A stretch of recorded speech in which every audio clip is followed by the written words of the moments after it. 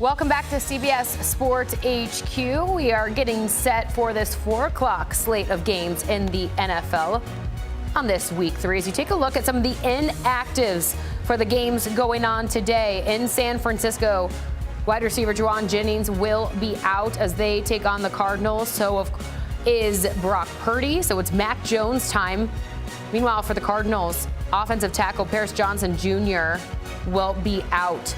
Cowboys taking on the Bears today in Chicago. Cornerback Deron Bland will be out. Elsewhere, the Seattle Seahawks will be without their running back, Zach Charbonnet, as they take on the Saints. Looking at some actives, guys who are good to go today. Big news for the Dallas Cowboys. Their cornerback, Trevon Diggs, is good to go today, active against the Bears. And for Chicago, running back DeAndre Swift, who we know was dealing with that quad injury, is good to go, will be active against the Cowboys. For much more on this, let's go ahead and welcome in our Cowboys insider, Garrett Podell, who is live for us from the Chicago press box. Garrett, it is so great to see you. Let's start with the biggest news. Trevon Diggs, good to go.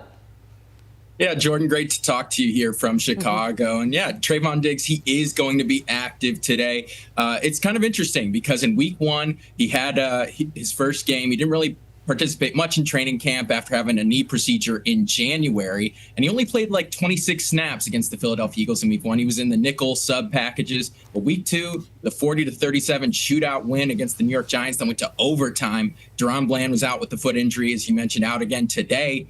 And they jacked that number up to 59 snaps. So that's basically a whole starter's workload.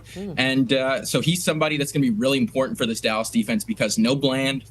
They have a nickel corner in there, Reddy Stewart, filling in for Bland, who has played under 70 career defensive snaps. As you can see, he was warming up earlier this week, had an ice bag on his knee in the locker room after practice each of the last 2 days. But when I asked Diggs after the week 2 win against New York, did you expect to play as much as you did in week 2? He looked at me and said, no, I honestly didn't plan that. But he said the knee feels all right. He's just going to be sore when he wakes up in the morning. And Brian Schottenheimer said when I asked him about Diggs' availability and that snap count jumping up, he said, no, it wasn't the plan, but shows Trevon's love of football and that there's, quote, no restrictions on him. And that's kind of by default because they've got a really thin secondary right now. Yeah, well, great news there for the Cowboys. Let's get to one of the big storylines heading into this game. Of course, Cowboys defensive coordinator Matt Eberflus now returns to Chicago. Garrett, do you see, or how do you see Eberflus really game planning for his former quarterback in Caleb Williams and the Ben Johnson era with the Bears really off to this rough start?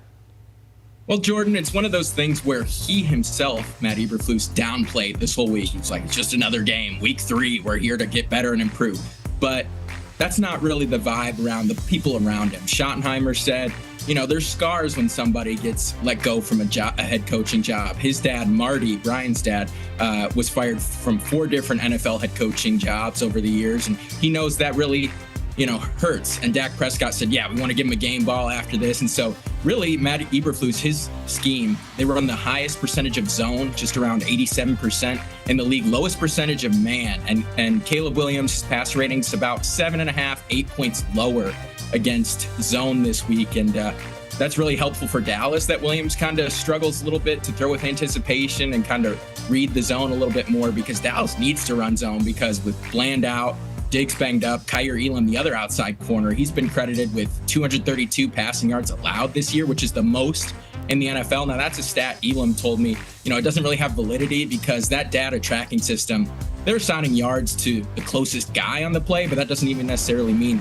that that's who the coverage responsibility was on a given play. And it's going to be really interesting because the Cowboys gave up 7 passes of over 20 yards or more. So Williams is certainly going to have his opportunities today against his old boss, Eberflus. All right. On the flip side, this Cowboys offense, it's been a minute, Garrett, since I feel like we could say this. So it's going to get some getting used to. Thriving. Do you see any signs of slowing down today? I really don't, Jordan, and that's for a few reasons. Well, one, Dak Prescott said in the locker room this week that he's kind of feeling as confident as he ever has playing ball. He's in his 10th season. Can you believe that? 10th season as a Dallas Cowboys starter since he replaced our coworker Tony Romo in the starting lineup for Dallas. And he said the reason is a few things. He's got 2 elite guys on the outside, CeeDee Lamb and George Pickens. Brian Schottenheimer, new head coach, but has been the OC the last few years. It was Mike McCarthy's playbook and McCarthy calling the plays the last few years. But Schottenheimer, he's kind of modernized the offense a little bit. They go motion just under 40% of the time at the snap, which is the 11th highest rate in the NFL. And they were just under 25% a year ago, which was bottom 10 lowest. So a little more modern offense. Comfort with the elite guys on the outside. And Dak said he's so much in his zone, he doesn't even really read the coverage. He reads or feels the pass rush, and then he's thrown with anticipation to spots and trusting guys like Pickens, Lamb, tight end Jake Ferguson, wide receiver Kevontae Turpin to bring the football in, and it's working. I know it's only 2 games, averaging 30 a game. Dak leads the league in big-time throws, which is kind of tight window, deep contested throws downfield. And so, yeah, everything with Dallas's offense, they're rolling, and they look to keep going against the Chicago Bears defense that's missing number 1 corner Jalen Johnson and nickel corner Kyler Gordon. So both sides can maybe expose some depth weaknesses in the secondary here in Chicago. Most definitely. Garrett, some incredible insight there. Great to see you here live on CBS Sports HQ. Have fun out there as we get you set for some of these 4 o'clock games.